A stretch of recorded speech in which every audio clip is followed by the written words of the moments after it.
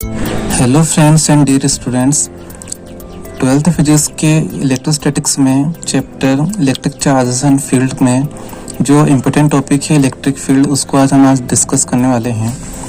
Electric field को actual में आप इस तरह से समझ सकते हो कि कोई पॉइंट चार्ज है Q या कोई सिस्टम ऑफ चार्जेस है Q, जिसको हम शो कर रहे हैं यहाँ पर। उसके आसपास कितने एरिया तक, यानी उसका कितना इफेक्टिव एरिया है जहाँ तक हम किसी अदर चार्ज को फोर्स फील करवा सकते हैं। मीन्स जैसे कोई टेस्ट चार्ज है, वो टेस्ट चार्ज इसके आसपास कितने एरिया तक इलेक्ट्रोस्टैटिक फोर्स को फील कर सकता है।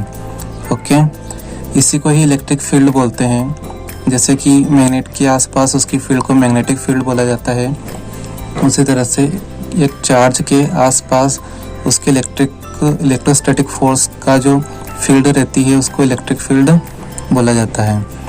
सो इलेक्ट्रिक फील्ड को हम इस तरह समझ सकते हैं एन इफेक्टिव फील्ड, यहाँ पे एन आएगा, एन इफेक्टिव फील्ड और area around the charge particle और यूनिट चार्ज और charges. Okay, so E is, इसको ई को हम ऐसे बोल सकते हैं intensity of electric field. Intensity of electric field को ई से डिनोट किया जाता है। The force experienced by the unit charge और टेस्ट चार्ज। तो ई का फॉर्मूला हम बनाने के लिए यहाँ पर सिंपल सा रहता है F divided by Q। Q यहाँ पर यूनिट चार्ज है या टेस्ट चार्ज है, ठीक है। F कूलम्ब्स लॉ के जरिए इसका हमने फार्मूला सीखा है। सो इसको हम अप्लाई करते हैं यहाँ पर। तो F का फार्मूला होता है Q इंटू Q अपॉन उनके बीच में जो डिस्टेंस है, सपोज वो डिस्टेंस R हो तो R का स्क्वायर हो जाएगा, मल्टीप्लाई बाई 1 अपॉन 4πε0 भी यहाँ पर आएगा। F का फॉर्मूला होता है F equal to 1 upon 4πε0 Q into Q, capital Q into small q upon R square. This is formed by Coulomb's law. Okay, तो इसको जब फोर्स को हम टेस्ट चार्ज से डिवाइड करते हैं तो इलेक्ट्रिक फील्ड का फार्मूला बन जाता है 1 upon 4πε0 multiplied by Q upon R square.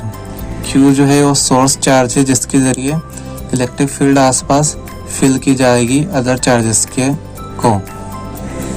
इसमें और नोट करने वाली बात यह है कि ये जो है electric field is depends upon position vector R, क्योंकि ये फोर्स पर डिपेंड कर रही है, इसलिए ये भी एक वेक्टर क्वांटिटी रहेगी। फोर्स एक वेक्टर क्वांटिटी है, तो इलेक्ट्रिक फील्ड जो है वो भी इसमें पोजीशन वेक्टर R पर डिपेंड रहेगा। ये R जिसके स्क्वायर से हमने इसको डिवाइड किया है। ओके, मीन्स जैसे जैसे R यानी डिस्टेंस बढ़ती जाएगी इसकी इलेक्ट्रिक फील्ड की जो इंटेंसिटी है वो कम होती जाएगी, क्योंकि E जो है inversely proportional to R square है। तो जैसे जैसे किसी सोर्स चार्ज से दूरी बढ़ती जाएगी इलेक्ट्रिक फील्ड इंटेंसिटी कम होती जाएगी।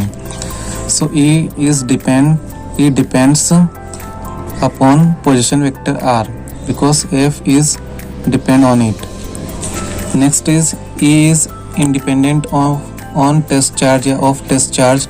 मीन्स यहाँ पर जो टेस्ट चार्ज है जब F को Q से डिवाइड कर देंगे हम तो ये टेस्ट चार्ज का कोई रोल नहीं रहेगा, यानी E जो है वो इंडिपेंडेंट है टेस्ट चार्ज से, ठीक है। If we take the positive charge, then electric field will be outward. Means positive charge से इलेक्ट्रिक फील्ड आउटवर्ड डायरेक्शन में होती है।